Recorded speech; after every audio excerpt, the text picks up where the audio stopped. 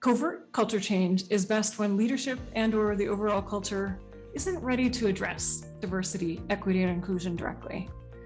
You can still move the needle in several ways to achieve the ultimate objectives of diversity, equity, and inclusion without even using those words at all. It can be taxing to work in a culture like this, so take care of yourself. But if you love your work and you want to change the company culture, it's possible. So wellness programs can improve engagement levels and overall health and well-being. Mindfulness and emotional intelligence programs can improve empathy skills. And if done at the leadership level, these can create more empathetic leadership teams and sometimes even open up those leadership teams to being more receptive to conversations about inclusion in the future. Leadership development programs can help people with underrepresented identities to grow their careers and move into leadership roles, and it also generally improves engagement and belonging metrics.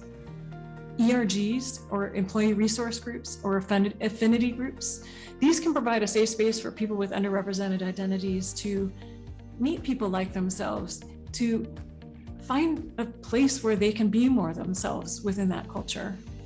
Over time, ERGs can gain power and influence in numbers and actually help demand change in the organization. If your company's values have elements of inclusion within them, sometimes it's possible to focus on improving those values, to improving the culture so that it better aligns with those values. You can also improve diversity, equity, and inclusion by updating processes to be more competitive in your industry, and also perhaps align more with your values as well.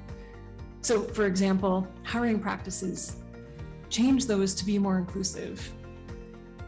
Adopting inclusive design methods and tweaking processes in performance reviews and promotion to be more inclusive and equitable.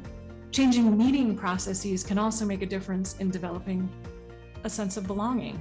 Harassment and bullying are illegal in many countries, and most companies are worried about the risks here. So it's often easiest to press for these to be addressed.